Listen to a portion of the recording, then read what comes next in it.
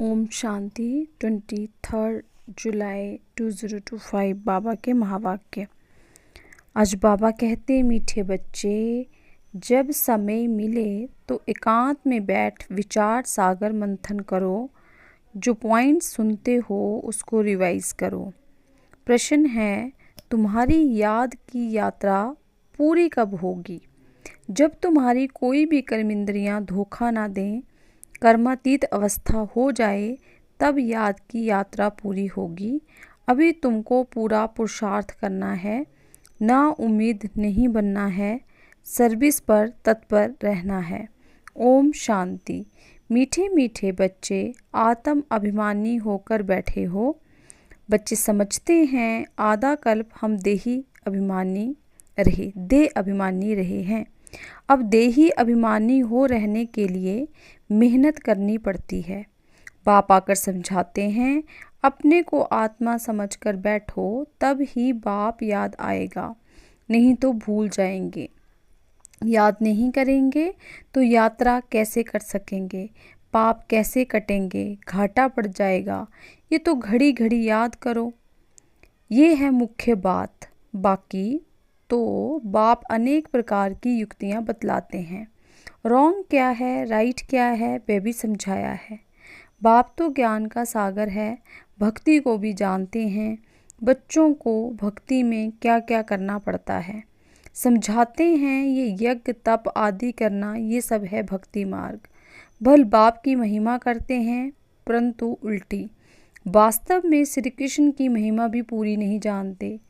हर एक बात को समझना चाहिए ना। जैसे श्री कृष्ण को वैकुंठनाथ कहा जाता है। अच्छा, बाबा पूछते हैं कि श्री कृष्ण को त्रिलोकीनाथ कहा जा सकता है? गाया जाता है ना त्रिलोकीनाथ। अब त्रिलोकी हैं, श्री कृष्ण को त्रिलोकीनाथ कहा जा सकता है। अब त्रिलोकी के नाथ अर्थात 3 लोक, मूल वतन, सूक्ष्म वतन, स्थूल वतन। तुम बच्चों को समझाया जाता है तुम ब्रह्मांड के भी मालिक हो। श्री कृष्ण ऐसे समझते होंगे कि हम ब्रह्मांड के मालिक हैं। नहीं, वो तो बैकुंठ में थे। बैकुंठ कहा जाता है स्वर्ग नई दुनिया को। तो वास्तव में त्रिलोकीनाथ कोई भी हैं तो बैकुंठ में थे। बैकुंठ कहा जाता है, बाबा कहते स्वर्ग नई दुनिया को, तो वास्तव में त्रिलोकीनाथ कोई भी है नहीं। बाप राइट बातें समझाते हैं। 3 लोक तो हैं, ब्रह्मांड का मालिक शिव बाबा भी है, तुम भी हो। सूक्ष्म वतन की तो बात ही नहीं, स्थूल वतन में भी वो मालिक नहीं है, न स्वर्ग का न नरक का मालिक है। श्री कृष्ण है स्वर्ग का मालिक, नरक का मालिक है रावण। इनको रावण राज्य, आसुरी राज्य कहा जाता है। मनुष्य कहते भी हैं परंतु समझते नहीं हैं। तुम बच्चों को बाप बैठ समझाते हैं। रावण को 10 शीश देते हैं, 5 विकार स्त्री के, 5 विकार पुरुष के। अब 5 विकार तो सबके लिए हैं, सब हैं ही रावण राज्य में। अभी तुम श्रेष्ठाचारी बन रहे हो।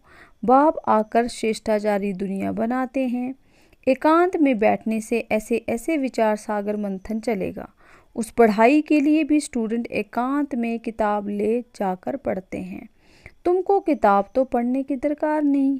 हाँ, तुम पॉइंट्स नोट कर सकते हो, इसको फिर रिवाइज करना चाहिए। ये बड़ी गुह्य बातें हैं समझने की। बाप कहते हैं ना, आज तुमको गुह्य तो गुह्य नई पॉइंट समझाता हूँ। पारसपुरी के मालिक तो लक्ष्मी नारायण हैं। ऐसे भी नहीं कहेंगे कि विष्णु हैं। विष्णु को भी समझते नहीं हैं कि लक्ष्मी नारायण हैं। अभी तुम शॉर्ट में एम ऑब्जेक्ट समझाते हो। ब्रह्मा सरस्वती कोई आपस में मेल फीमेल नहीं है। ये तो प्रजापिता ब्रह्मा है ना। प्रजापिता ब्रह्मा को ग्रेट ग्रेट ग्रैंडफादर कह सकते हैं। शिव बाबा को सिर्फ बाबा ही कहेंगे, बाकी सब हैं ब्रदर्स। इतने सब ब्रह्मा के बच्चे हैं, सबको मालूम है हम भगवान के बच्चे ब्रदर्स हो गए, परंतु वो है निराकारी दुनिया में। अभी तुम ब्राह्मण बने हो। नई दुनिया सतुग को कहा जाता है। इनका नाम फिर पुरुषोत्तम संगम युग रखा है। सतयुग में होते ही हैं पुरुषोत्तम। ये बड़ी वंडरफुल बातें हैं। तुम नई दुनिया के लिए तैयार हो रहे हो। इस संगम युग पर ही तुम पुरुषोत्तम बनते हो। कहते भी हैं हम लक्ष्मी नारायण बनेंगे। ये हैं सबसे उत्तम पुरुष। उन्हों को फिर देवता कहा जाता है। उत्तम से उत्तम नंबर 1 है लक्ष्मी नारायण, फिर नंबर बार तुम बच्चे बनेंगे। सूर्यवंशी घराने को उत्तम कहेंगे। नंबर 1 तो है ना। आहिस्ते आहिस्ते कला कम होती है। अभी तुम बच्चे नई दुनिया का मुहूर्त करते हो। जैसे नया घर तैयार होता है तो बच्चे खुश होते हैं, मुहूर्त करते हैं। तुम बच्चे भी नई दुनिया को देख खुश होते हो, मुहूर्त करते हो। लिखा हुआ है सोने के फूलों की वर्षा होती है। तुम बच्चों को कितनी खुशी का पारा चढ़ना चाहिए। तुमको सुख और शांति दोनों मिलते हैं। दूसरा कोई नहीं जिनको इतना सुख और शांति मिले। दूसरे धर्म आते हैं तो द्वैत हो जाता है। तुम बच्चों को अपार खुशी है हम पुरुषार्थ कर ऊंच पद पाएं। ऐसे नहीं कि जो तकदीर में होगा सो मिलेगा, पास होने होंगे तो होंगे नहीं। बाबा कहते हर बात में पुरुषार्थ जरूर करना है। पुरुषार्थ नहीं पहुंचता है तो कह देते जो नसीब में होगा, फिर पुरुषार्थ करना ही बंद हो जाता है। बाप कहते हैं तुम माताओं को कितना ऊंच बनाता हूँ। फीमेल का मान सब जगह है, विलायत में भी मान है। अभी बच्ची पैदा होती है तो उल्टा मंझा मतलब उल्टी चारपाई कर देते। दुनिया बिल्कुल ही डर्टी है। इस समय तुम बच्चे जानते हो भारत क्या था अब क्या है। मनुष्य भूल गए हैं, सिर्फ शांति शांति मांगते रहते हैं, विश्व में शांति चाहते हैं। तुम ये लक्ष्मी नारायण का चित्र दिखाओ। इन्हों का राज्य था तो पवित्रता सुख शांति भी थी।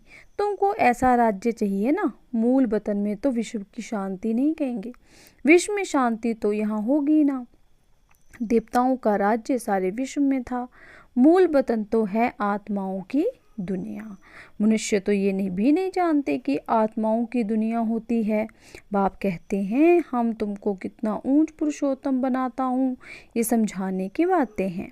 ऐसा नहीं रेडियां मारेंगे भगवान आया है तो कोई मानेगा नहीं, और ही गाली खाएंगे और खिलाएंगे, कहेंगे बीके अपने बाबा को भगवान कहती हैं। ऐसे सर्विस नहीं होती है। बाबा कहते, बाबा युक्ति बताते रहते हैं।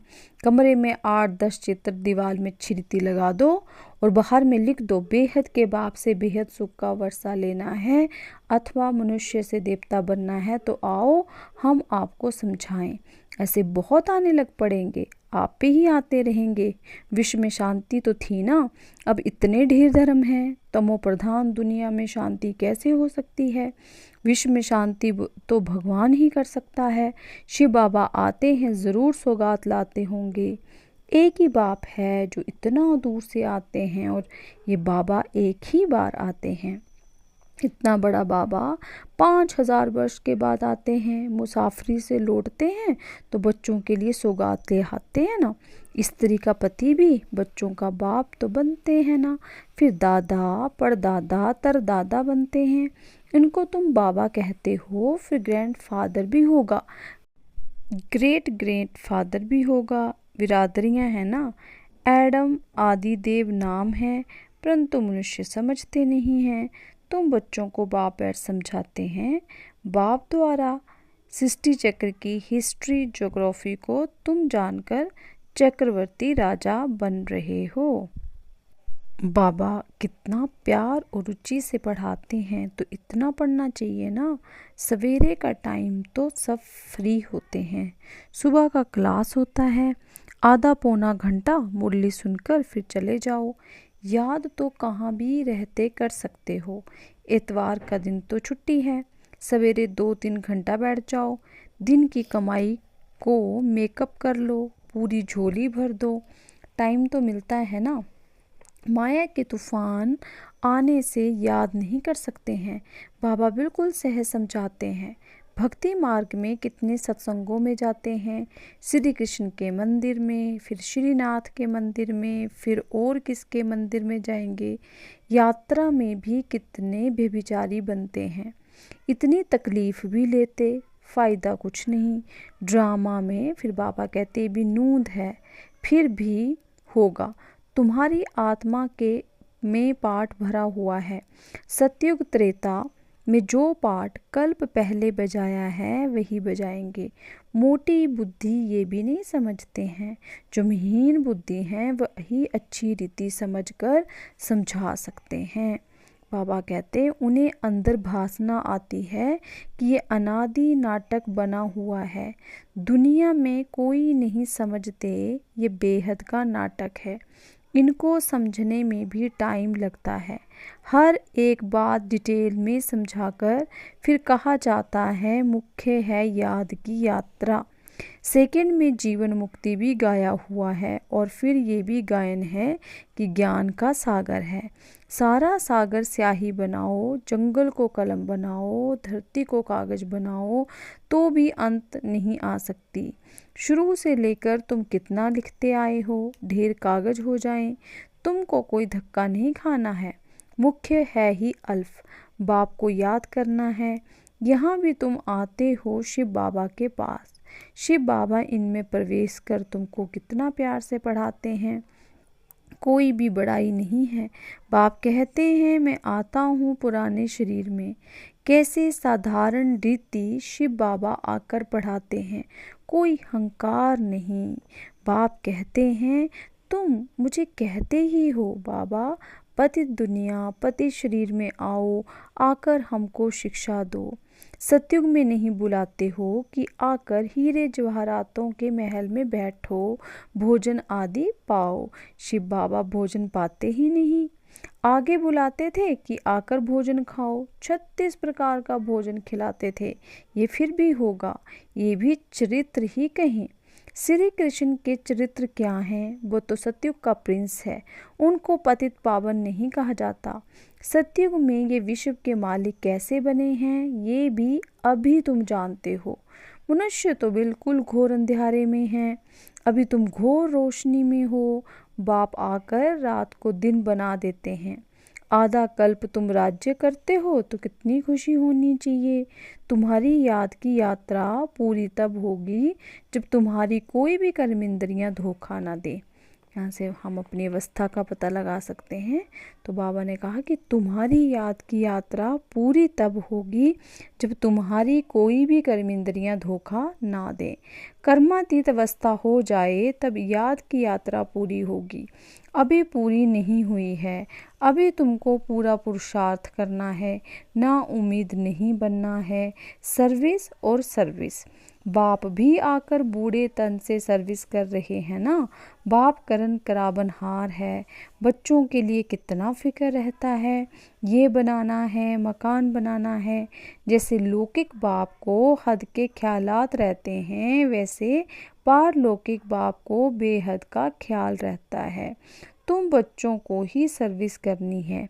दिन प्रतिदिन बहुत सहज हो जाता है। जितना विनाश के नज़दीक आते जाएंगे उतना ताकत आती जाएगी। गाया हुआ भी है विषम पितामह आदि को पिछाड़ी में तीर लगे। अभी तीर लग जाए तो बहुत हंगामा हो जाए, इतनी भीड़ हो जाए जो बात मत पूछो। कहते हैं ना माथा खुजलाने की फुर्सत नहीं, ऐसे कोई है नहीं, परंतु भीड़ हो जाती है तो फिर ऐसे कहा जाता है। जब इन्हों को तीर लग जाए तो फिर तुम्हारा प्रभाव निकलेगा। सब बच्चों को बाप का परिचय मिलना तो है, ये बाबा ने कहा। तुम 3 पैर पृथ्वी में भी ये अविनाशी हॉस्पिटल और गॉडली यूनिवर्सिटी खोल सकते हो। पैसा नहीं है तो भी हर्जा नहीं है, चित्र तुमको मिल जाएंगे। सर्विस में मान अपमान दुख सुख ठंडी गर्मी सब सहन करनी है।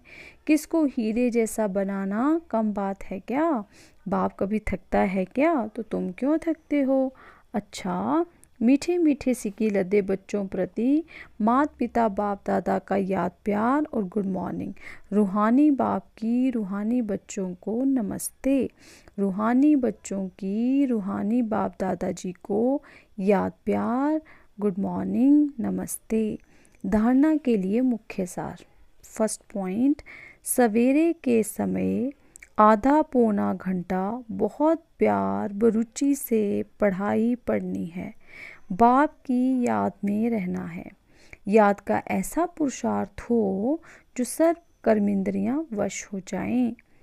सेकेंड पॉइंट, सर्विस में दुख सुख, मान अपमान, गर्मी ठंडी सब कुछ सहन करना है। कभी भी सर्विस में थकना नहीं है। 3 पैर पृथ्वी में भी हॉस्पिटल कम यूनिवर्सिटी खोल हीरे जैसा बनाने की सेवा करनी है। वरदान, सच्चे आत्मिक स्नेह की अनुभूति कराने वाले मास्टर स्नेह के सागर भव। जैसे सागर के किनारे जाते हैं तो शीतलता का अनुभव होता है, ऐसे आप बच्चे मास्टर स्नेह के सागर बनो तो जो भी आत्मा आपके सामने आए वो अनुभव करे कि स्नेह के मास्टर सागर की लहरें स्नेह की अनुभूति करा रही हैं, क्योंकि आज की दुनिया सच्चे आत्मिक स्नेह की भूखी है। स्वार्थी स्नेह देख देख के उस स्नेह से दिल उपराम हो गई है। इसलिए आत्मिक स्नेह की थोड़ी सी घड़ियों की अनुभूति को भी जीवन का सहारा समझेंगे। स्लोगन, ज्ञान धन से भरपूर रहो तो स्थूल धन की प्राप्ति स्वतः होती रहेगी।